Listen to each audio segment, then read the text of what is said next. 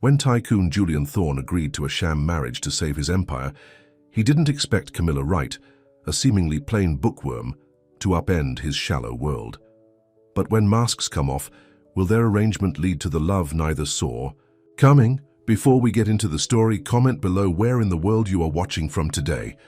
Julian Thorne stood at the window of his penthouse office, staring at the New York skyline.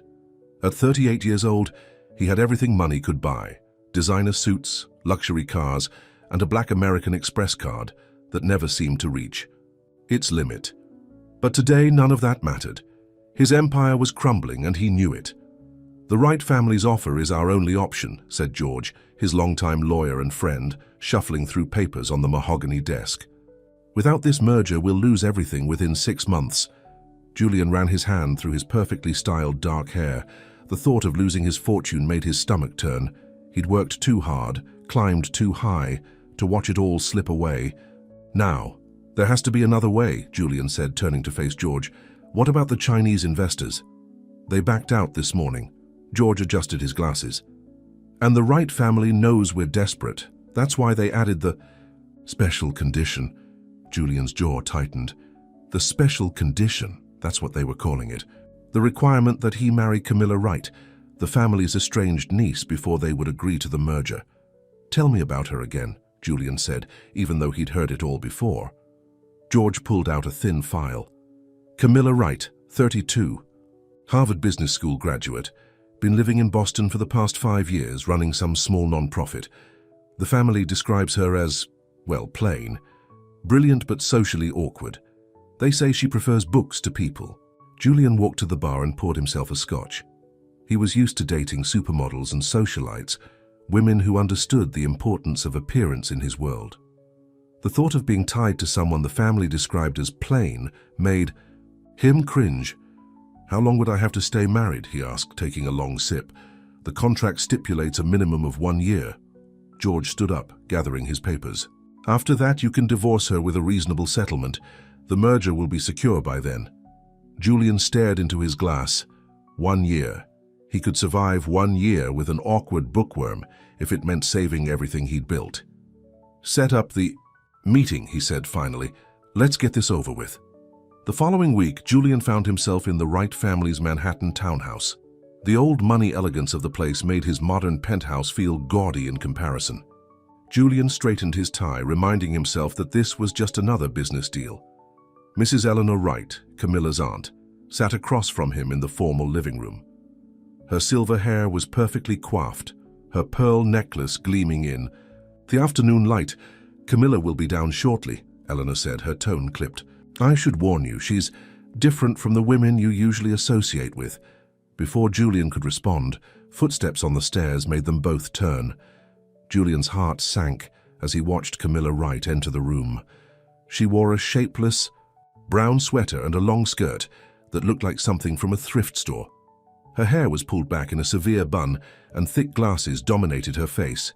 She carried a worn leather briefcase like it was a shield. "Mr. Thorne," she said quietly, taking a seat across from him. Her voice was soft but clear, with an educated accent that spoke of good schools and proper upbringing. Julian forced a smile, reminding himself that this was just business. "Miss Wright, it's a pleasure to meet you." "Is it?" She adjusted her glasses, looking at him with intelligent brown eyes. "I thought this was just a business transaction." Her directness caught him off guard. Most women tried to flirt with him, to catch his attention, but Camilla seemed almost indifferent to his charm. "Well," Julian recovered smoothly, "it's a unique situation, but I believe we could make it work." "You mean you believe you can endure it for a year, until the merger is complete?" Camilla's words were precise, like careful cuts from a surgeon's scalpel. Eleanor cleared her throat. "Camilla, dear, there's no need to be difficult. I'm not being difficult, Aunt Eleanor. I'm being honest." Camilla opened her briefcase and pulled out a stack of papers. "I've reviewed the merger documents and the marriage contract. Everything seems in order." Julian watched her with growing unease. There was something about her calm efficiency that made him feel like he was missing something important. "So you'll agree?" he asked, trying to maintain control of the situation. Camilla looked at him for a long moment, her expression unreadable behind. Those thick glasses. Yes, Mr. Thorne, I'll marry you. The wedding can be arranged for next month. Next month? Julian hadn't expected things to move so quickly. Is that a problem? Camilla raised an eyebrow. I thought you were eager to secure the merger. Julian forced another smile. No problem at all. Next month is perfect. As they worked out the details, Julian couldn't shake the feeling that he was walking into something he didn't fully understand. But he pushed the doubt aside. After all, what could this plain, awkward woman possibly have planned? She should be grateful that someone like him was willing to marry her, even if it was just for show. The next few weeks passed in a blur of lawyers, contracts and wedding preparations. Julian left most of the details to Eleanor, who seemed determined to turn the wedding into a society event. Camilla remained mysteriously absent from most of the planning, citing work commitments in Boston. The night before the wedding, Julian sat in his penthouse nursing a scotch and trying to convince himself he was doing the right thing. His phone buzzed with messages from his usual crowd, models, socialites, all wondering why he was throwing himself away on someone like Camilla Wright. It's just business, he muttered to himself, but the words felt hollow in the empty apartment. Little did Julian know, in a suite at the Plaza Hotel, Camilla Wright was preparing for a transformation that would shake his world to its core. As she looked in the mirror, removing her glasses and letting her hair fall loose around her shoulders, a small smile played on her lips. "Showtime, Mr. Thorne," she whispered to her reflection. "Let's see if you're really as shallow as everyone says." The morning of the wedding arrived with picture-perfect weather, just as Eleanor Wright had ordered. St. Patrick's Cathedral was filled with New York's elite, all eager to witness the strange union between Julian Thorne and the mysterious Camilla Wright. "Are you sure about this?" George asked as he helped Julian with his bow tie in the church's preparation room. "There's something off about this whole situation." Julian checked his reflection in the mirror, adjusting his custom-made tuxedo. "What choice do I have? The merger papers are ready to sign right after the ceremony. By tonight my company will be saved, and you'll be stuck with a wife you can barely look at," George muttered. Julian shrugged. "For 1 year. I can handle anything. For 1 year." In another room of the cathedral, Eleanor Wright fussed over Camilla, who still wore her thick glasses and had her hair pulled back severely. "Darling, please," Eleanor begged. "At least let me do something with your hair for the ceremony." "I'm fine like this, Aunt Eleanor." Camilla sat calmly, already dressed in a simple white gown that did nothing for her figure. "Shouldn't you be greeting the guests?" Eleanor sighed in defeat. "I don't understand you, Camilla. You could be so beautiful if you just tried." "Beauty isn't everything," Camilla replied, but there was something in her voice that Eleanor couldn't quite read. The ceremony itself was brief and formal. Julian managed not to wince when he kissed his bride, though the society photographers would later describe the moment as awkward in their columns. Camilla remained quiet and withdrawn throughout the reception, sitting at the head table and barely touching her food. "Well, that was painful to watch," whispered Amanda Chen, one of Julian's ex-girlfriends, to her friend. Poor Julian, trapped with that mouse of a woman. The whispers and pitying looks followed Julian throughout the reception. He dealt with them the way he handled everything, with a practiced smile and plenty of champagne. By the time he and Camilla left for the honeymoon suite at the Plaza, he was pleasantly buzzed and ready to forget this whole day. "I assume we'll be keeping separate bedrooms," Julian said as they entered the luxurious suite. He loosened his bow tie and headed straight for the bar. "I had them prepare the second bedroom for you." "Actually," Camilla said softly, "there's something we need to discuss first." Julian poured himself a scotch, not bothering to offer her one. "Look, I know this is awkward, but let's just be clear about what this is. A business arrangement, nothing more. Is that what you think this is?" There was something different in Camilla's voice that made Julian turn around. His glass slipped from his hand, shattering on the floor. Camilla stood in the middle of the room, but she wasn't the same woman who had walked into the suite. Her glasses were gone, revealing striking brown eyes with long lashes. Her severe bun had been released, letting waves of glossy dark hair fall past her shoulders. Even her posture was different, confident, almost regal. "What? How?" Julian stammered, unable to form a complete sentence. Surprised? Camilla smiled, and it transformed her entire face. She was more than beautiful. She was stunning. I suppose you're wondering what happened to the plain, awkward woman you married. Julian could only stare as she walked toward him, her movements graceful and assured. Gone was the nervous, shrinking woman from the wedding.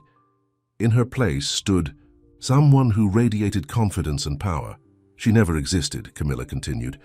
She was a character I created to test you, Julian, to see if you were really as shallow and self-absorbed as everyone said. Her smile faded. And you proved them all right? Julian felt like the room was spinning, and it wasn't from the champagne. You planned this? Of course I did.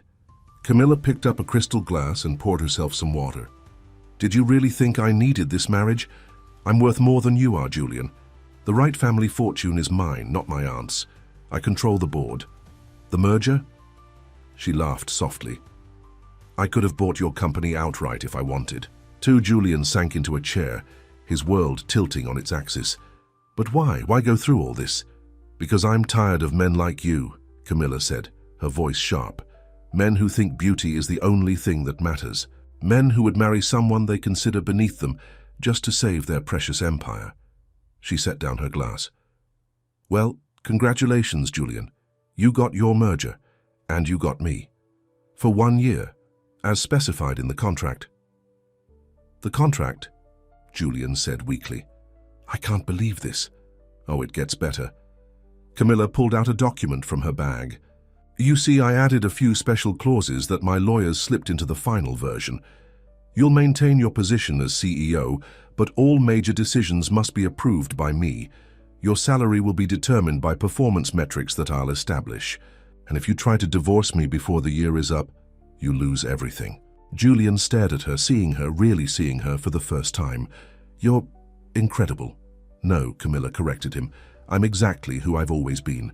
A brilliant, capable woman who's tired of being underestimated by men like you.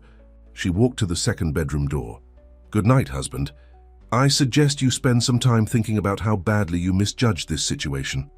The door closed behind her with a soft click, leaving Julian alone with the shattered glass at his feet.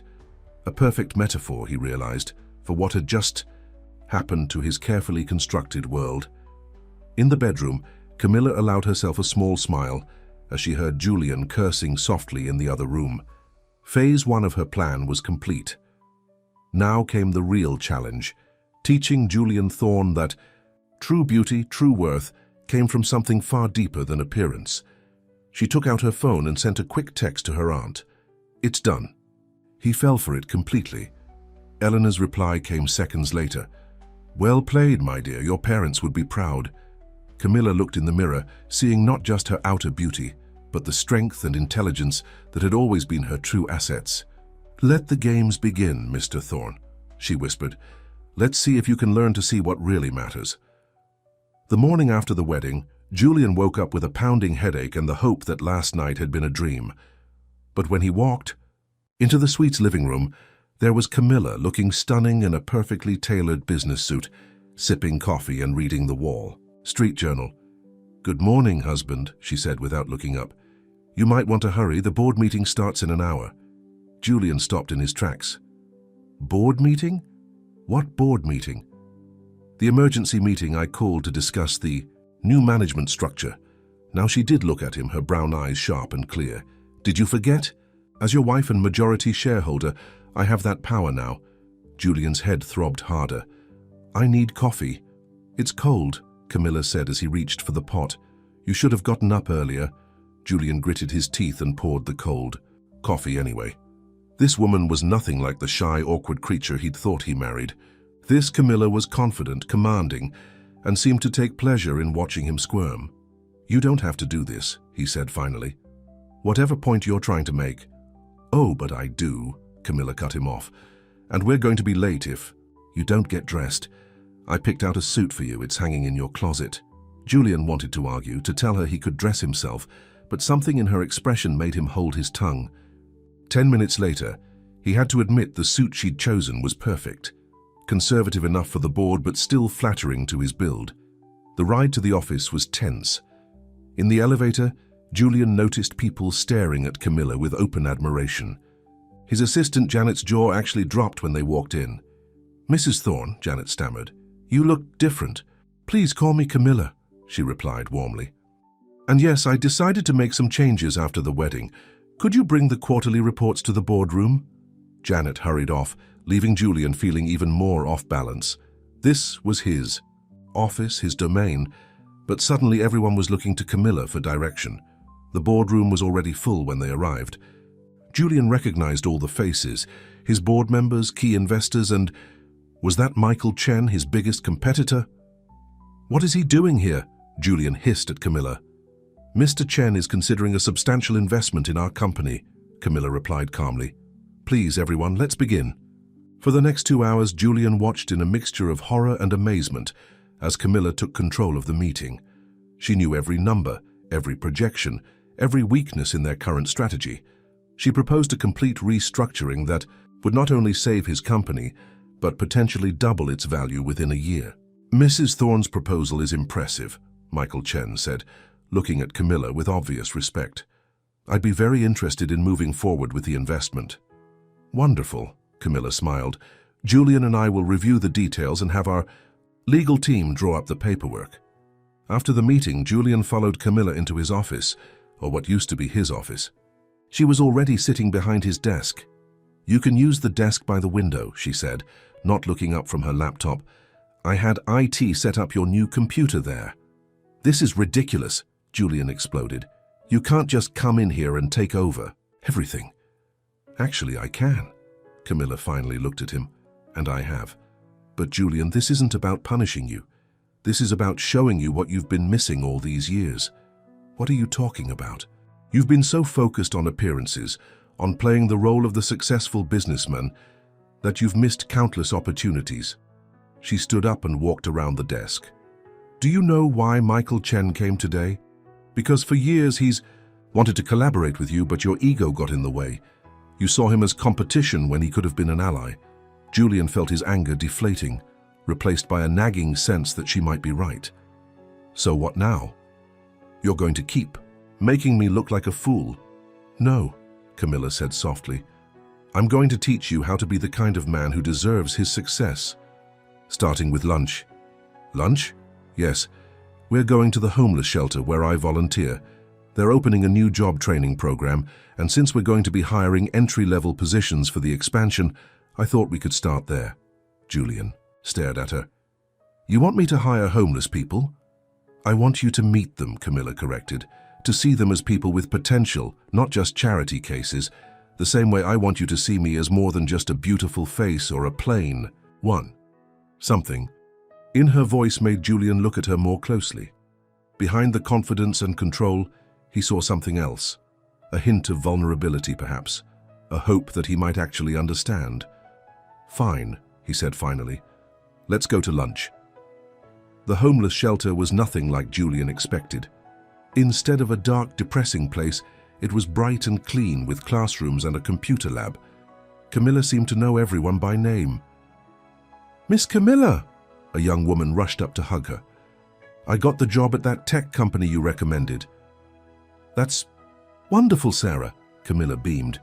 "Julian, this is Sarah. She taught herself coding while staying here at the shelter. She's exactly the kind of talent our company needs." Throughout lunch, Julian watched as Camilla moved through the shelter, offering encouragement here, practical advice there. These people didn't see her as a wealthy heiress or a beautiful woman.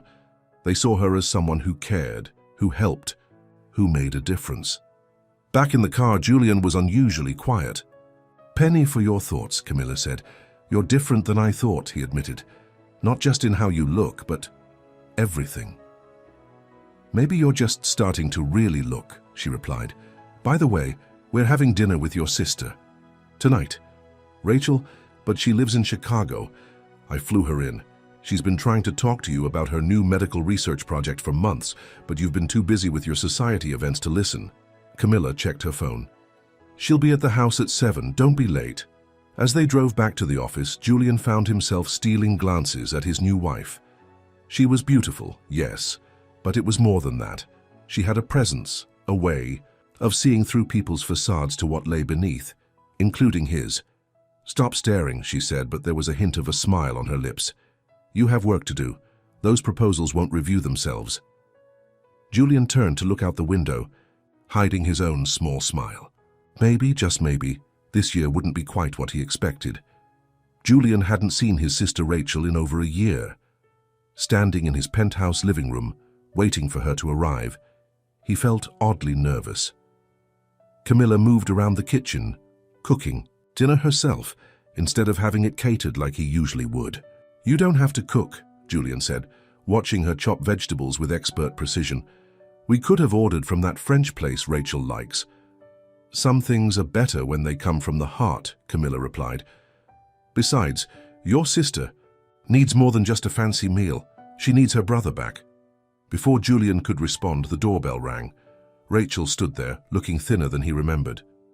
Her dark hair had streaks of grey she hadn't bothered to colour, and her eyes looked tired behind her glasses. "Hello, stranger," Rachel said, giving him an awkward hug. "Nice of you to finally make time for family." Julian winced at her tone. "Rach, I've been busy." "He's been properly chastised for that," Camilla called from the kitchen. "Come in, Rachel, dinner's almost ready." Rachel's eyes widened when she saw Camilla. Like everyone else, she'd attended the wedding expecting to see the plain, awkward woman Julian had described. "You're not what I expected." "I get that a lot lately," Camilla smiled. "Please sit. Tell us about your research while I finish." Up here, over homemade lasagna, Rachel began talking about her work. Research into a rare genetic disorder that primarily affected children. Julian had always supported her financially, sending checks without really listening to the details. But now, with Camilla asking thoughtful questions, he found himself actually paying attention. "The problem is," Rachel was saying, "the big pharmaceutical companies won't fund the research because the patient population is too small. They don't see enough profit potential." "But you've already identified a promising treatment pathway?" Camilla asked, refilling Rachel's wineglass. "Yes, but without proper funding." Rachel shrugged, the gesture heavy with defeat. "What if we funded it?" Julian said suddenly, surprising himself as much as Rachel. "What?" "Thorn Enterprises. We could set up a medical research division. You could run it." The idea took hold as he spoke. "We've been looking to diversify anyway, and with the merger—" "Julian," Rachel interrupted, "are you serious? Because if you're just saying this to sound good in front of your new wife—" "He's serious," Camilla said firmly, "and it's a brilliant idea. We can discuss the details with the board tomorrow." Rachel's eyes filled with tears. "I don't understand. When did you start caring about anything besides money?" The question hit Julian like a slap. "I've always cared, Rach. I just forgot how to show it." After Rachel left, promising to send over her research proposals the next day, Julian found Camilla in their home office, already working on preliminary paperwork for the new division. "Thank you," he said quietly. "For what?" "For helping me see what I've been missing. Rachel's work. It's important. I should have paid attention sooner." Camilla looked up at him, her expression softening. "There's a lot you've been missing, Julian, but you're starting to look in the right places." The moment was interrupted by both their phones buzzing simultaneously. It was an emergency alert from the office. Someone had leaked sensitive information about their merger to the press, and their stock was already dropping in after-hours trading. "Get dressed," Camilla said, already reaching for her jacket. "We need to get to the office." The next few hours were chaos. Their PR team was overwhelmed with calls and rumors were flying about instability in the company. But for the first time, Julian found himself working in true partnership with Camilla. She was brilliant in crisis, her mind working several steps ahead. "We need to get ahead of this," she said, pacing the conference room at midnight. "Julian, call Michael Chen. If he makes a public statement supporting the merger—" "He won't," Julian interrupted. "Not at this hour. He's probably asleep. Try anyway." There was something in her voice that made him reach for his phone without arguing. To his surprise, Michael answered on the second ring. "Julian? I was just about to call. I've seen the reports. Michael, I know it's late, but we need your help." There was a pause. "You know, Julian, that's the first time in 10 years you've ever admitted to needing help. What do you need?" By sunrise, they had contained the crisis. Michael's public support, combined with their quick response to the rumors, had stabilized their stock price. The leak was traced to a junior employee who had been bribed by a rival company. "You know," Julian said as they finally headed home, the sun painting the sky pink, "a month ago I would have fired that kid immediately. And now? Now, I think about how young he is, how he probably has student loans, maybe a family." Julian rubbed his tired eyes. "We should get him some counseling, maybe transfer him to a different department." Camilla smiled. "You're learning." "I had a good teacher." He looked at her then, really looked at her. She was exhausted, her hair messy from running her hands through it all night, her expensive suit wrinkled, yet somehow she looked more beautiful to him now than she had in her perfect wedding gown. "Don't," she said softly. "Don't what?" "Don't look at me like that unless you mean it." She turned to stare out the car window. "I'm not interested in being another conquest, Julian. I need you to see more than just my face." "I'm starting to," he said quietly. "That's what scares me." Back at the penthouse, they went to their separate bedrooms, but Julian couldn't sleep. He kept thinking about Rachel, about the young employee who'd made a mistake, about all the times he'd judged people based on what they could do for him, rather than who they were. His phone buzzed with a text from Rachel. "Thank you for listening tonight." "Really listening? I've missed my brother." Julian stared at the message for a long time. Finally, he typed back, "I've missed you too. Lunch tomorrow? Just us." Her response came immediately. "Yes? And Julian? I like her. She's good for you." Julian smiled, setting down his phone. Maybe she was. Maybe this arrangement wasn't quite what he'd thought it would be. And maybe, just maybe, that was exactly what he needed. The annual Thorn Enterprises Charity Gala was the biggest social event of the season. In previous years, Julian had used it as an excuse to show off whatever stunning model he was dating at the time. This year, standing in the ballroom of the Plaza Hotel, he found himself watching his wife instead. Camilla was deep in conversation with a group of investors, her burgundy evening gown catching the light as she gestured animatedly about something. Julian couldn't hear what she was saying, but he could see the impressed looks on the investors' faces. "She's quite something, isn't she?" A familiar voice purred behind him. "So different from the plain little mouse at your wedding." Julian turned to find Victoria Stone, his most recent ex-girlfriend, standing there in a dress that left little to the imagination. 6 months ago, he would have been captivated by her obvious beauty. Now, he just felt uncomfortable. "Hello, Victoria. I didn't know you were on the guest list." "Oh, darling, I'm always on the list." She ran a perfectly manicured finger down his arm. "I've missed you, Jules. This little marriage of convenience doesn't have to change anything between us." Julian stepped back. "Actually, it changes everything." "Does it?" Victoria's smile turned predatory. "Are you telling me you're actually falling for her? The boring little bookworm who tricked you into marriage?" "Be careful how you speak about my wife," Julian said, his voice low and warning. "Your wife?" Victoria laughed.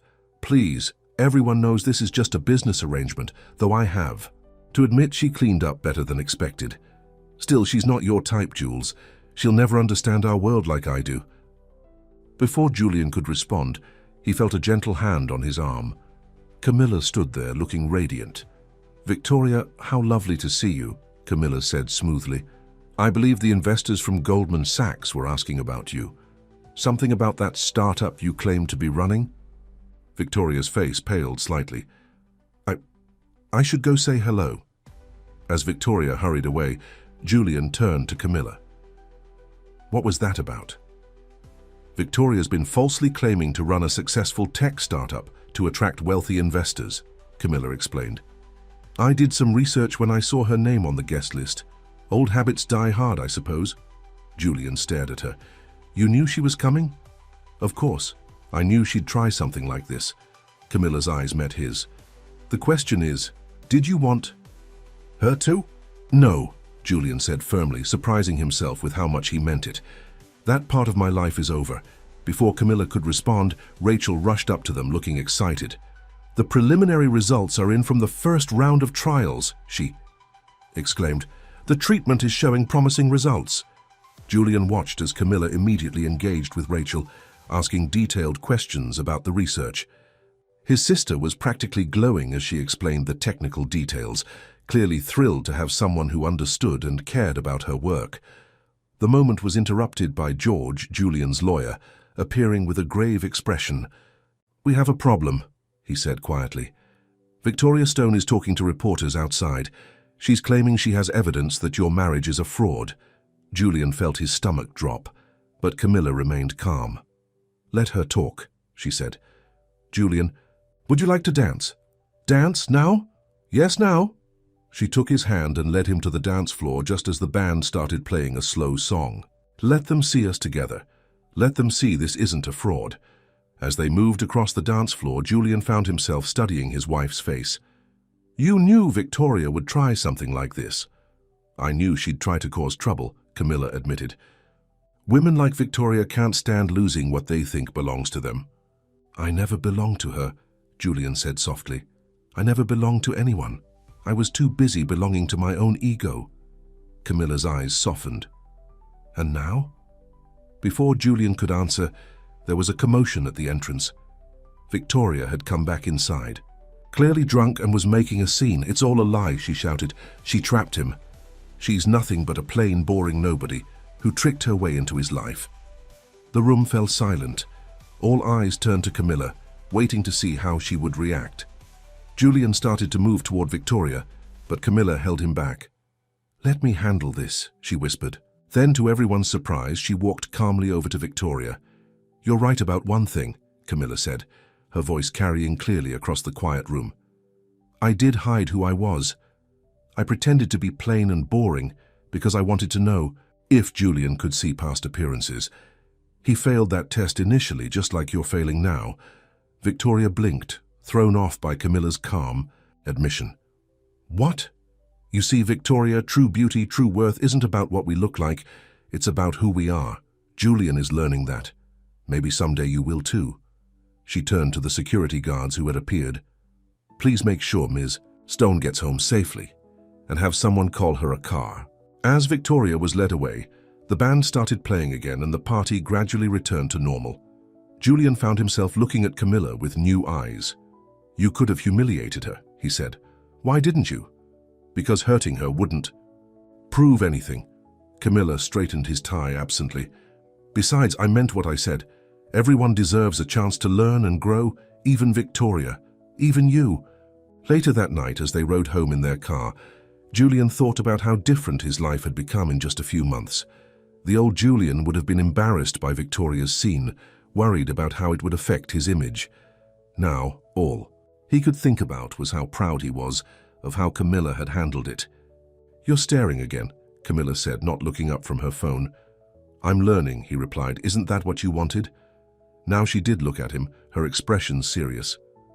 "What I want is for you to learn for yourself, Julian, not for me." "Maybe it's both," he said quietly. "Maybe you're helping me become who I should have been all along." Camilla didn't respond, but in the darkness of the car, her hand found his and squeezed it gently. For now, that was enough. The morning started like any other, with Julian and Camilla sharing breakfast in comfortable silence. But everything changed when Camilla opened her laptop and suddenly went pale. "Julian," she said, her voice shaking slightly. "Look at this." He came around to look at her screen and felt his heart stop. Someone had leaked private photos of Camilla from her college years, photos that showed her looking exactly like the plain version of herself she'd used to test Julian. The article's headline read, "The Real Mrs. Thorne, A History of Deception." "They found pictures from my Harvard days," Camilla said quietly. "Back when I really did dress that way, when I was too focused on my studies to care about appearances." Julian scrolled through the article, his anger growing. "They're trying to paint you as a manipulator, saying you've been playing different roles your whole life. That's not the worst part." Camilla clicked on another tab. "Someone's been digging into my past. They found out about my parents." Julian knew very little about Camilla's parents, only that they had died when she was young. She never talked about them. "My father," Camilla's voice was barely a whisper. He killed himself after his company went bankrupt. My mother died 6 months later. They said it was a heart attack, but everyone knew she died of grief. I was 14. Camilla, Julian reached for her, but she stood up abruptly. The article suggests I married you for revenge, that because a wealthy man's pride destroyed my family, I wanted to destroy another wealthy man's pride. She laughed, but it sounded more like a sob. Maybe they're right. Maybe that's exactly what I did. No, Julian said firmly. That's not what this is, isn't it? She turned to face him, and for the first time he saw real fear in her eyes. I did manipulate you, Julian. I played on your vanity, your pride. I'm no better than... Stop. Julian crossed the room and took her hands in his. Yes, you tested. Me, yes, I failed. But everything that's happened since then, that's been real. Before she could respond, both their phones started buzzing. The stock was plummeting as investors reacted to the scandal. Board members were calling for an emergency meeting. We have to go, Camilla said, pulling away and wiping her eyes. We need to handle this. But when they arrived at the office, they found an even bigger crisis waiting. Victoria Stone was on every major business news channel, claiming she had proof that Thorne Enterprises had been cooking its books for years, long before Camilla arrived. This is impossible, Julian said as they watched the coverage. It's not impossible, George interrupted, rushing into the office. Julian, we found something, the accounting irregularities. They go back 3 years. But I didn't authorize any of this. No, George said grimly, but your CFO did. David Morris has been manipulating the numbers, hiding losses, inflating profits. And now he's disappeared. Julian felt like the floor was dropping out from under him. David had been his CFO for 5 years, a man he trusted completely. How had he not seen this? The SEC will be here within hours, George continued. They'll want to look at everything. Julian looked at Camilla, expecting to see disappointment or anger. Instead, she was already on her phone. Michael, she said when Chen answered, we need your help. Yes, again, but this time it's different. She put the phone on speaker. I'm listening, Michael said. For the next hour, they worked out a plan. Michael's company would provide an emergency loan to stabilize the stock. Rachel's medical research division, which was showing promising results, would be spun off into a separate company to protect it from the fallout. But what about the SEC? George asked. Even if we can prove Julian wasn't involved, we tell them everything, Julian said suddenly. Everyone turned to look at him. We open our books completely. We show them we're cooperating fully and... He took a deep breath. I step down as CEO until the investigation is complete. Julian, no, Camilla protested. We can fight this. You're the one who taught me that sometimes strength means admitting when you're wrong, he said. I may not have known what David was doing, but he did it under my watch. I was too focused on appearances, on looking successful to see what was happening in my own company. Camilla studied him for a long moment, then nodded. Okay, but we do. This together. The next few weeks were brutal. The press was relentless, digging into both the financial scandal and Camilla's past. But something unexpected happened. The more people learned about Camilla's real story, about her loss and her resilience, the more public opinion shifted in their favor. The young employees from the homeless shelter program came forward, telling stories about how Camilla had changed their lives. Rachel gave interviews about the medical research division, emphasizing how Julian and Camilla's support was helping children with rare diseases. One evening, after another long day of meetings with investigators, Julian found Camilla in their home office looking at old photos of her parents. They would have liked you, she said softly as he sat beside her. The real you, I mean, not the man I first met. Tell me about them. For the first time, Camilla opened up completely about her past, about watching her brilliant father crumble under the weight of financial ruin, about her mother's slow fade from grief, about being sent to live with her aunt and uncle who loved her but never quite understood her. That's why I created different versions of myself, she admitted. The plain bookworm was safe. Nobody expected anything from her. And the beautiful, perfect heiress, she had power, control. And who are you really? Julian asked softly. Camilla looked at him, her eyes wet, but clear. "I'm still figuring that out, but I think I'm finally ready to just be me." Julian took her hand, and this time she didn't pull away. "For what it's worth, I like who you are, all of you." As they sat there, surrounded by the remnants of their carefully constructed facades, both realized that sometimes it takes a crisis to reveal what's real. Their marriage might have started as a business arrangement, but it had become something neither of them expected. A partnership built on truth, even when that truth was messy and complicated. The SEC investigation had been going on for 3 weeks when they finally got a lead on David Morris. The former CFO had been tracked to a small town in Mexico, where he'd been hiding out with millions in stolen company funds. "They're bringing him back tomorrow," George announced during their morning meeting. "He's agreed to cooperate in exchange for a lighter sentence." Julian sat in what used to be his office, now temporarily occupied by Michael Chen, who had stepped in as interim CEO. Camilla stood by the window, her face unreadable. "What exactly did he steal?" Julian asked. "Close to 50 million, George replied. "He was skimming from every major project, hiding the losses in offshore accounts. The SEC says it's one of the most sophisticated fraud schemes they've seen." Julian felt sick. $50 million stolen right under his nose, and he'd been too busy attending parties and dating models to notice. "The good news," Michael added, "is that the investigation has cleared both of you of any wrongdoing. The bad news is the company's reputation has taken a serious hit."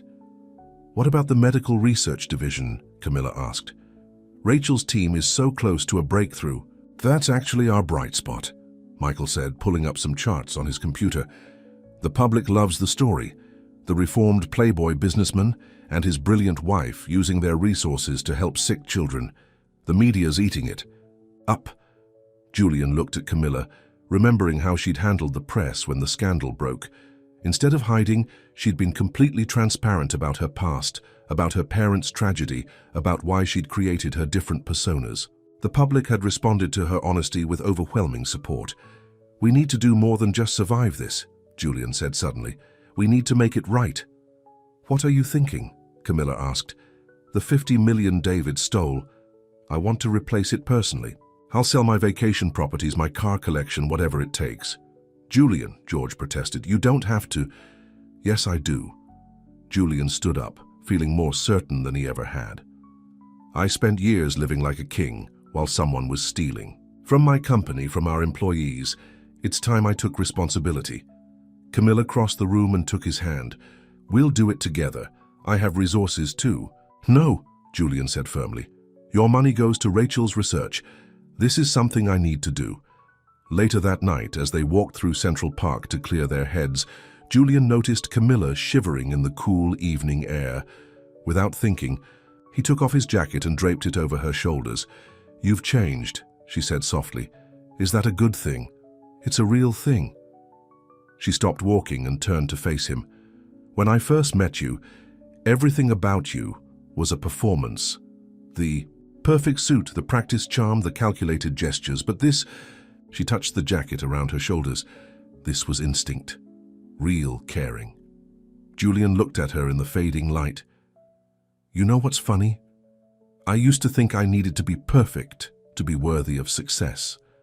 Now, I realize that trying to be perfect was my biggest failure." "Julian!"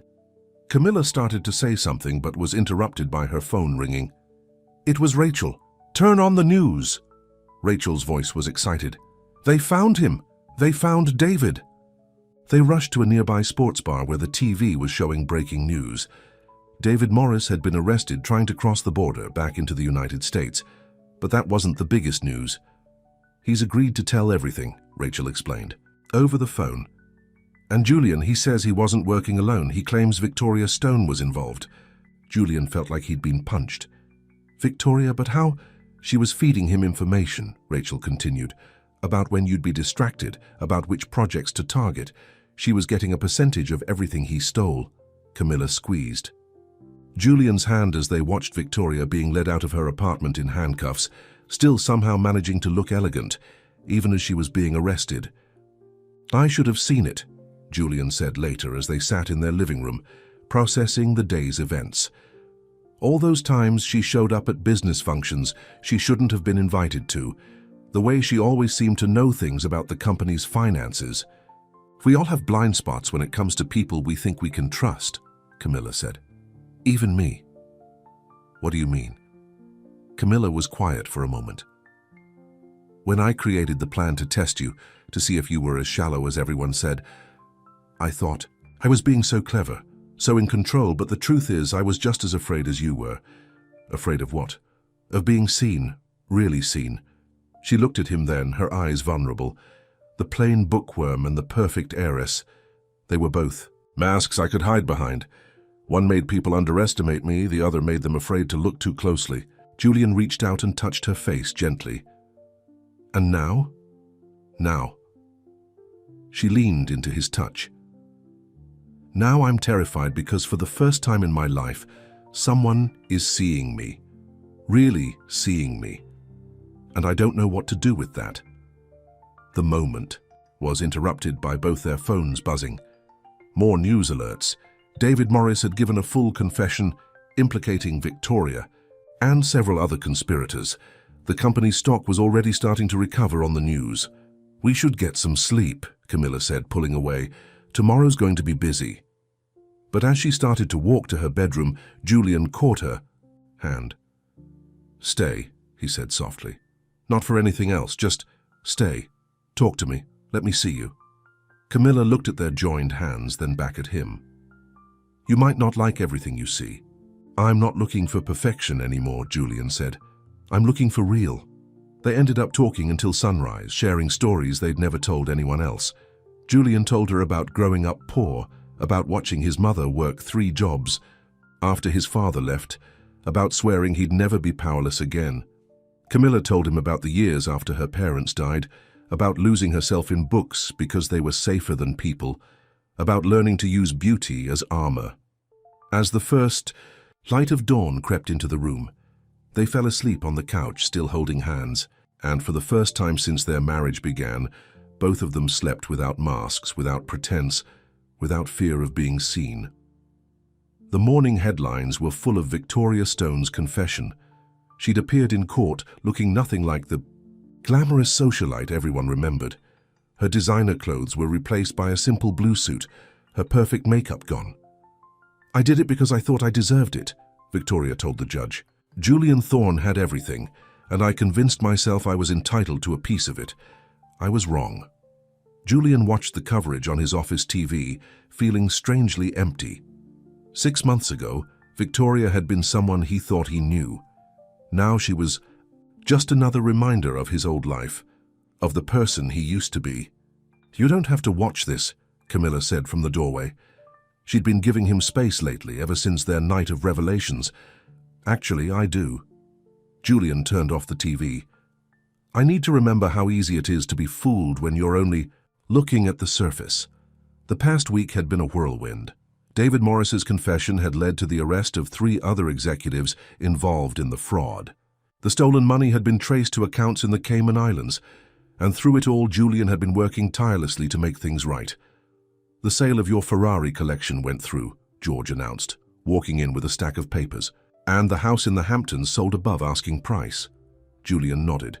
He'd sold everything that represented his old lifestyle, the cars, the vacation homes, even his designer wardrobe. Every penny went to replacing the stolen funds and setting up a compensation fund for employees who'd been affected by the fraud.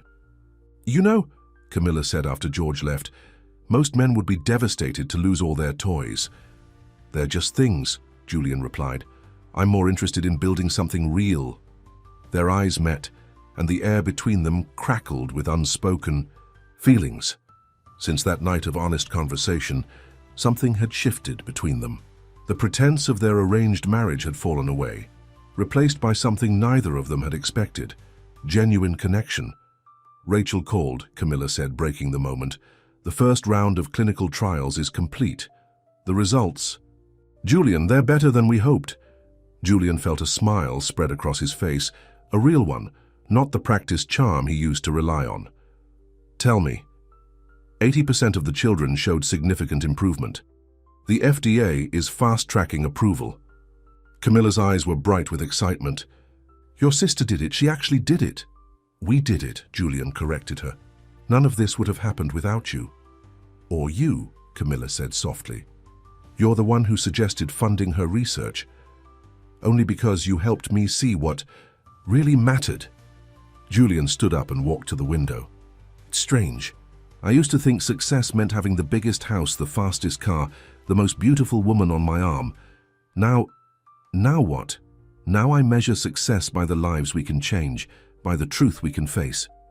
He turned to look at her, by the real connections we make.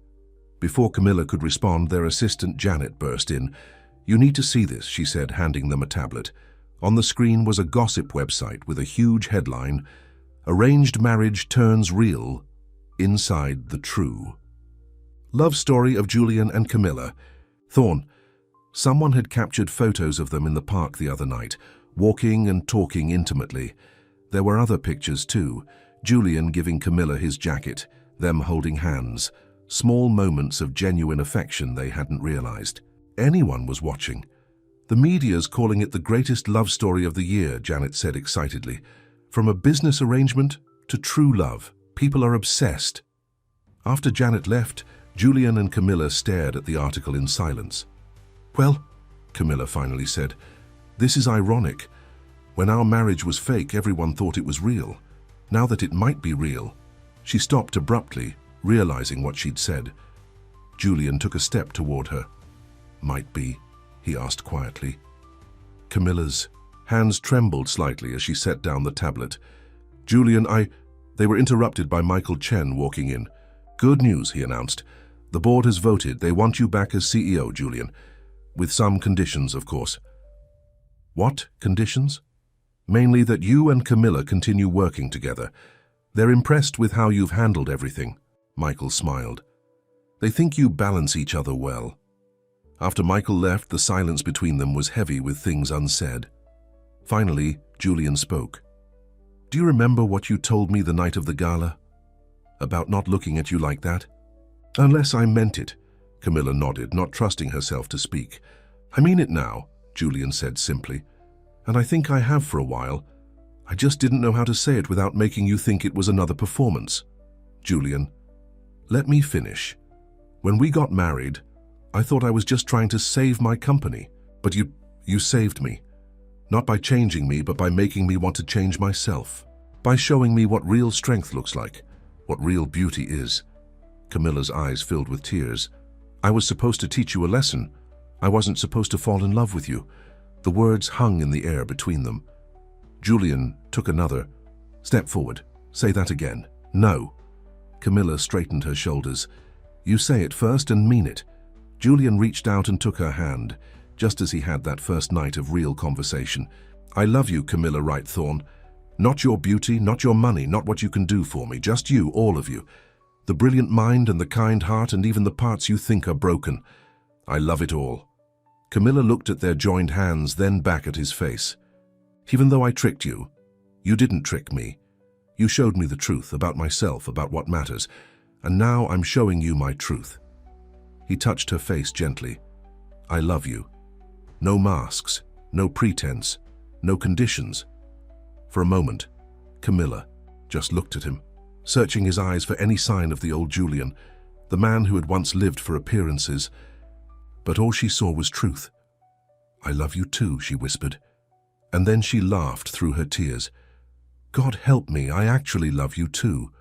When they kissed, it wasn't for the cameras or the gossip columns.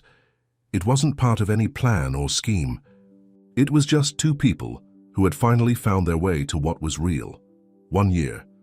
Their marriage contract had specified 1 year, and that anniversary was now just a week away. Julian sat in their home office, staring at the original contract George had just delivered. You can file for divorce now, George said carefully.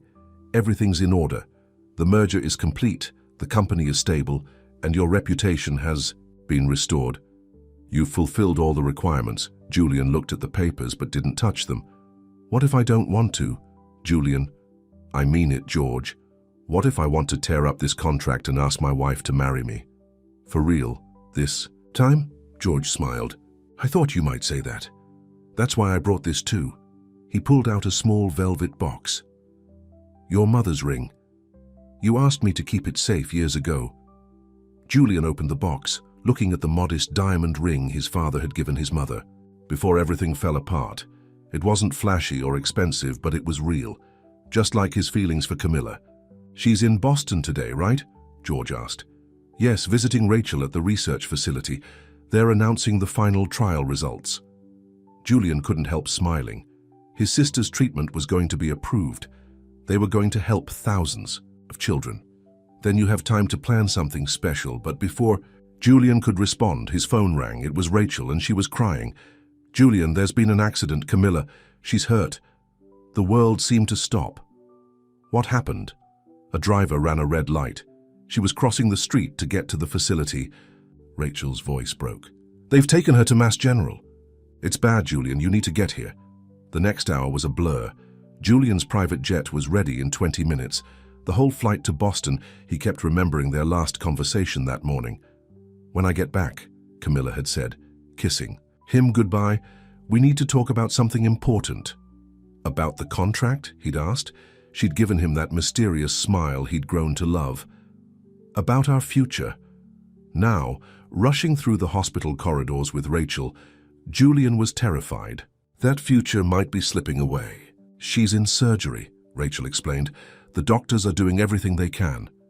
In the waiting room, Julian found Camilla's Aunt Eleanor already there. The older woman looked up with tear-stained eyes. She was coming to tell you in person, Eleanor said. She didn't want to do it over the phone. Tell me what? Eleanor reached into her bag and pulled out an envelope. Inside was a letter dated 3 months ago, from a fertility clinic. She wanted a family with you, Eleanor said softly. She was going through treatments, She wanted it to be a surprise. Julian felt his knees give out as he sank into a chair. All this time, while they'd been falling in love, Camilla had been dreaming of their future, wanting to build a family with him. Hours passed. Rachel and Eleanor took turns getting coffee. Julian just sat there, holding his mother's ring in one hand and Camilla's fertility clinic letter in the other. Finally, a doctor appeared. Mrs. Thorne is out of surgery. She's stable, but what? The next 24 hours are critical, and even if she recovers fully, the trauma to her abdomen, having children may no longer be possible. Julian felt tears running down his face. Can I see her? In the ICU, Camilla looked small and pale against the white sheets. Julian sat beside her, taking her hand carefully around the IV lines. You? No, he said softly. A year ago, I thought I had everything figured out. Success meant having the right look, the right car, the right woman on my arm. Then you came along and turned my whole world upside down. He pulled out the ring. I was going to do this properly. Romantic dinner, getting down on one knee, the whole thing. But now I just need you to wake up, because none of it means anything without you. He slipped the ring onto her finger. I don't care about having children. I don't care about what anyone else thinks. I just want you, the real you. The brilliant, complicated, amazing woman who taught me what love really means. A slight pressure on his hand made him look up. Camilla's eyes were open, just barely. That's good, she whispered, her voice hoarse. Because you're stuck with me. Camilla! Julian hit the call button for the nurse. Don't try to talk, you're in the hospital. I know. Her eyes found the ring on her finger. Is this what I think it is? Yes.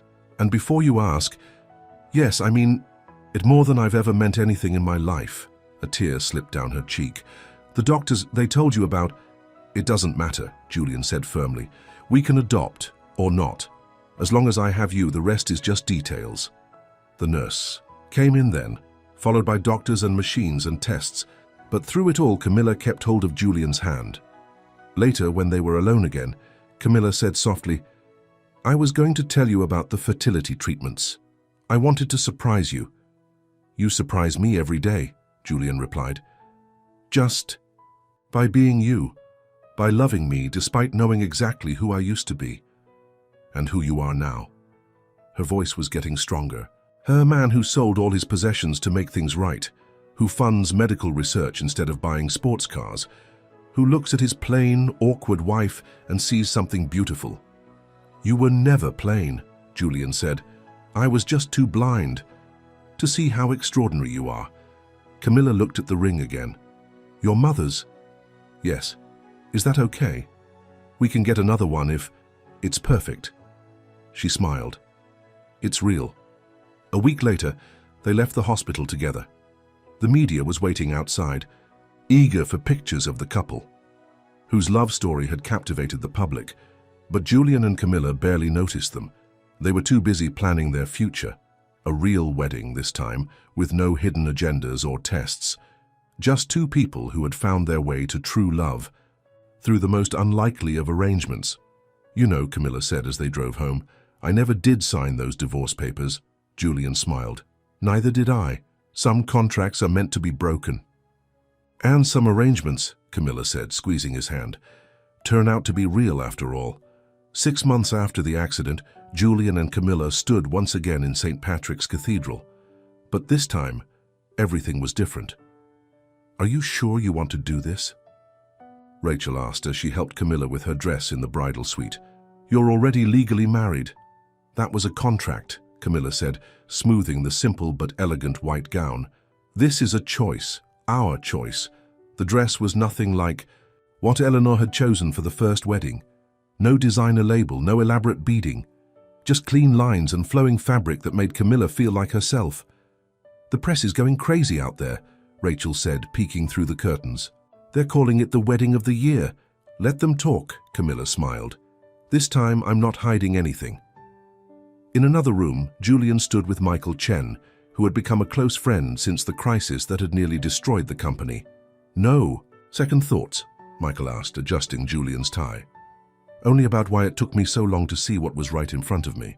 Julian touched the small photo in his pocket, a picture of Camilla from her college days, wearing her thick glasses and simple clothes. He carried it to remind himself of how blind he'd been.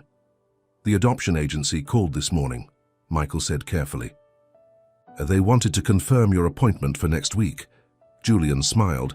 After Camilla's recovery, they'd talked long into the night about their future. The accident had made having biological children unlikely, but it had also shown them what really mattered. "There are so many children who need homes," Camilla had said. "Maybe this is life's way of showing us another path to building our family." The cathedral filled with guests, but not the same crowd from their first wedding. Instead of society photographers and business associates, the pews were filled with people whose lives they'd touched. Sarah, the young programmer from the homeless shelter, sat near the front with her new co-workers from Thorn Enterprises. The children from Rachel's medical trials came with their families, their healthy faces the greatest testament to what love could accomplish. Even some of the SEC investigators who had worked their case were there, moved by how Julian and Camilla had turned scandal into redemption. Victoria Stone watched the coverage from prison, where she was serving 5 years for her role in the fraud. The guard said she cried when she saw Camilla walking down the aisle, though whether from remorse or regret, no one could say. This time, when Julian saw his bride approaching, there was no practiced smile, no calculated charm, just pure joy, and love shining in his eyes. "You look beautiful," he whispered as she reached him. "You're actually seeing me this time," she whispered back. Their vows were their own words, not the formal script from their first ceremony. "1 year ago," Julian began, his voice carrying through the hushed cathedral, "I thought I was entering a business arrangement. I was arrogant, shallow, and blind to what really mattered. But you saw through me, challenged me, and loved me enough to help me become the man I always should have been."